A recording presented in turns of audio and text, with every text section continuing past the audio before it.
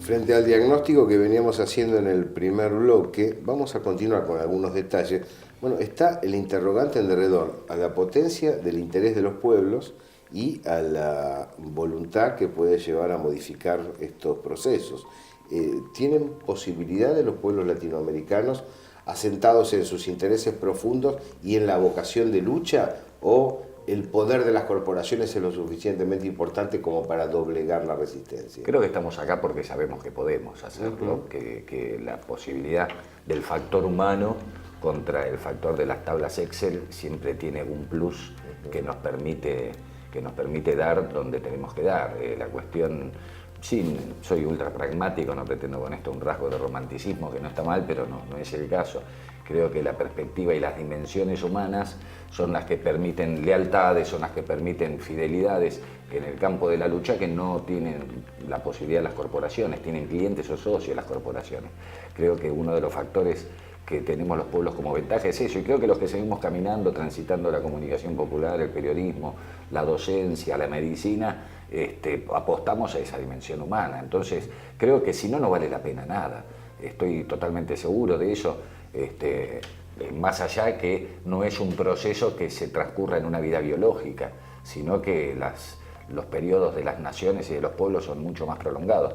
No obstante, por más que nosotros no veamos esos resultados, que puede ser que sí, creo que sí, que tenemos todas las posibilidades del mundo, porque de hecho, si las corporaciones se amparan y se escudan en la concepción política y buscan el resguardo legal, etcétera, es porque en alguna medida todavía hay un poder popular que requiere y demanda eso, y que además es transnacional. Creo que lo que nos falta frente a la embestida global es la resistencia global, con las características de cada uno de los pueblos, pero entendiendo que se está unificando el enemigo y ya la bipolaridad planetaria no pasa por Oriente y Occidente, Norte y Sur, sino que pasa por esto, pueblos o corporaciones. Bueno, por lo pronto los pueblos nos han llamado la atención en el 2001 y en el 2003 la Argentina inició un proceso que muchos pensaban que era imposible. Por lo tanto, imposible no es, pero no es fácil, ¿no?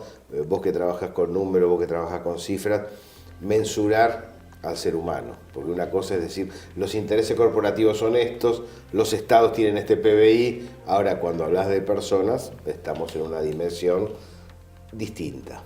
Sí, el problema es que nosotros hablamos de personas, los demás hablan de otra cosa. Vos date cuenta que si vos sacás el eje de los países donde comienzan los ciclos de derecha antes de que llegue a la Argentina, ocurren en Europa.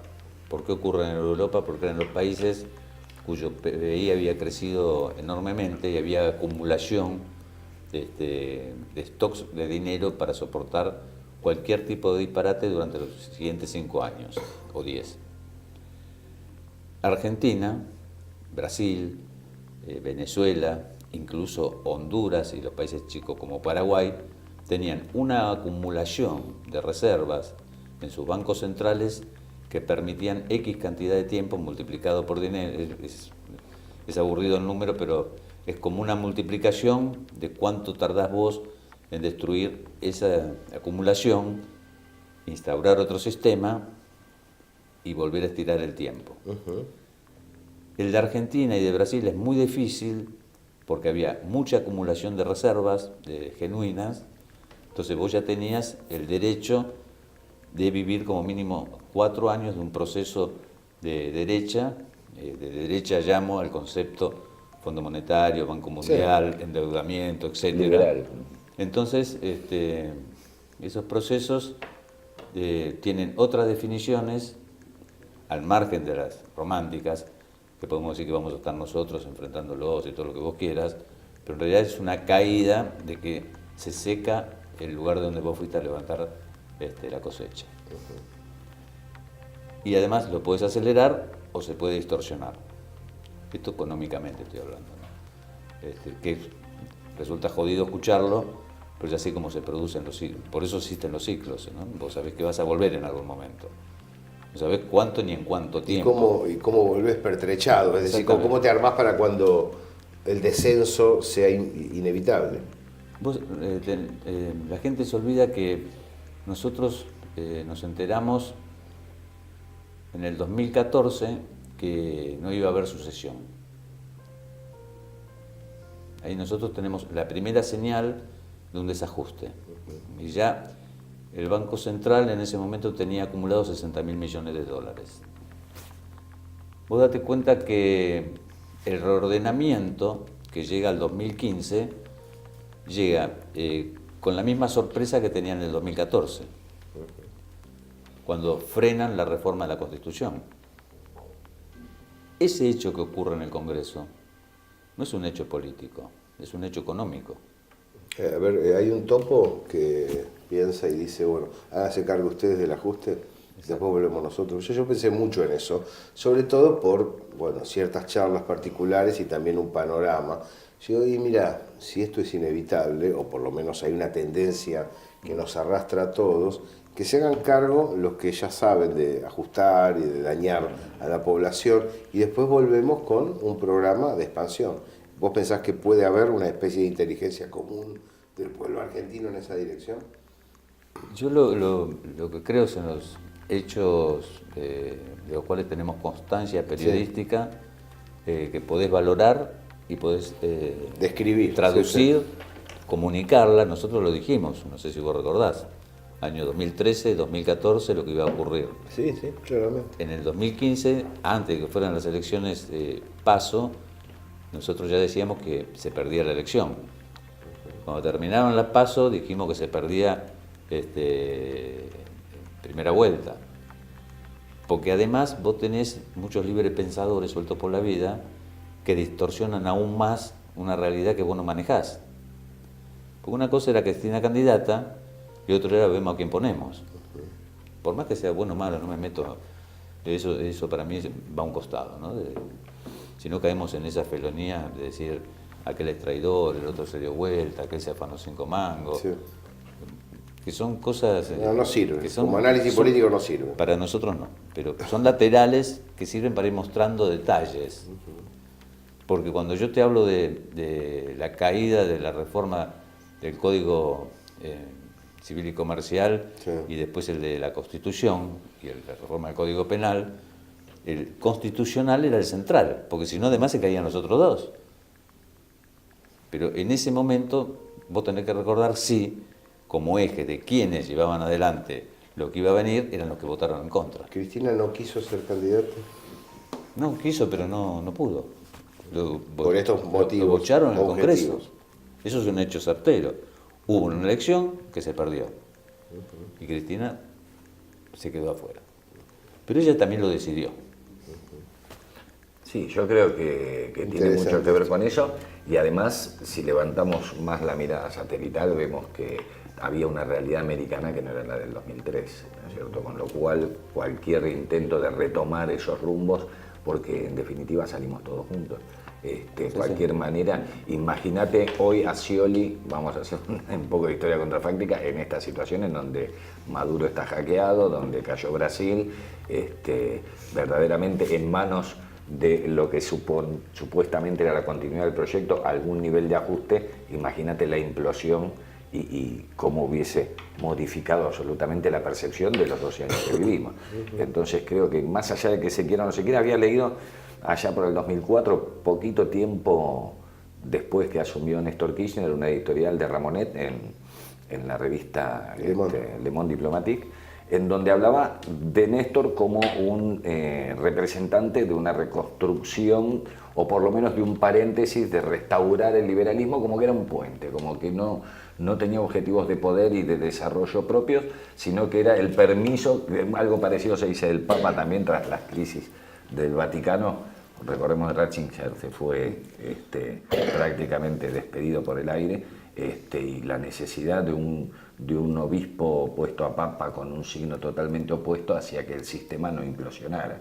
Algo así, con lo que yo no estoy de acuerdo con Ramonet, era lo que se evaluó en ese momento de Néstor, con lo cual de esto que decías de los ciclos, creo que es analizable, pero cuando ponemos a jugar el peronismo y los movimientos populares en este escenario, creo que podemos hablar con cierta soltura de independencia del movimiento de los pueblos y de reconstrucción de sus identidades, que creo que la batalla es cultural definitivamente, y creo que el peronismo primero, el irigoyenismo antes, las fuerzas latinoamericanas que tomaron esas mismas líneas, no tengo duda de que Chávez, que Evo y que Correa básicamente asumieron esas líneas. Hay una polémica alarmada, volquémosla. Los datos, el rumbo económico-social de la humanidad o la batalla cultural. ¿Cuál sería, a tu entender, el elemento determinante? En todo caso, ¿hay conjugación de ambos?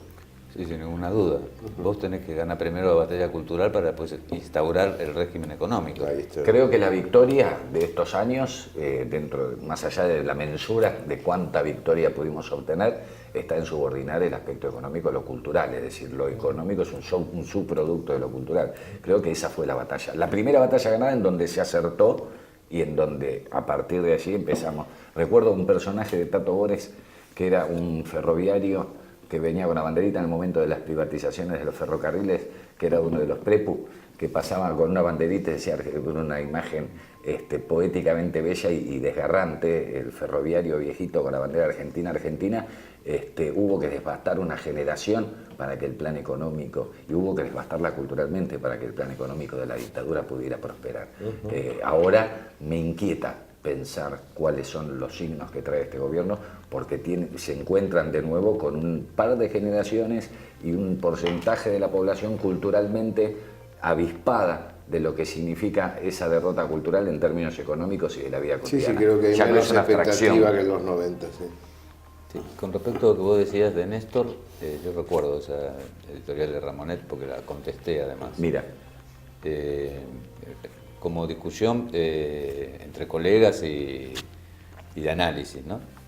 Y yo decía en ese momento que lo que quería Néstor era diferente a cualquier presidente del mundo porque tenía que reconstruir sobre tierra avasallada. Y decía que en ese caso yo pensaba que él iba a hacer un puente con la burguesía nacional e inventarla porque tampoco ya había dejado de existir también, ¿viste? Entonces, porque vos analizabas a los industriales de esa época, y el que fabricaba zapatilla ahora se dedicaba a importar golosinas, y el que producía acero volvía a los 70 y traía caramelos, ¿viste? O sea, claro. Era una distorsión en la industria que vos no tenías de dónde agarrarte para analizar nada, porque no había nada para analizar. Claro. Y el mejor ejemplo de que yo, no era que yo era más inteligente, sino que yo pensaba de una manera y Ramonet pensaba de otra, es que cuando a Néstor le sale mal lo de Eskenazi con Shell, al otro día dice, bueno, está bien, la nacionalizamos. ¿Por qué? Porque él lo puso Eskenazi para reflotar un armado estructural empresarial que respondiera a una burguesía nacional industrial que había desaparecido. Que en este periodo de la historia no es irracional, no es una idea loca de Néstor, es una idea razonable. Es lo que podía hacer. Claro. Un intento que en las relaciones de poder A veces resultó fallido, no porque fuera equivocado. Se habla de esa construcción empresarial como si fuera un disparate. No es un disparate, es lo que, digamos, no estamos en la etapa del socialismo autocentrado. Eso jamás se dijo. Por eso. Y más con una burguesía castigada como la que teníamos en ese momento. Ese es un ejemplo muy importante. ¿Por qué lo digo importante? Porque creo que eso va a ser un factor de reconstitución, una forma de acceder a lo que llamábamos la revolución del mercado interno, que va a desaparecer por completo. Entonces, en breve. No tenés... después yo pensaba, cuando hacíamos los análisis hace meses atrás, sobre dónde conduce la recesión, que viene la depresión y que viene después de la depresión, es como un camino que ya recorrimos, no sé, yo unas cuantas veces por lo menos, y no tenés que analizarlo. Saber lo que le corresponde a cada variable económica con un tiempo transcurrido X. Vamos a ver si la gente está más armada que en otros periodos para enfrentar estos caminos. Una pausa y seguimos aquí en La Hora de los Pueblos.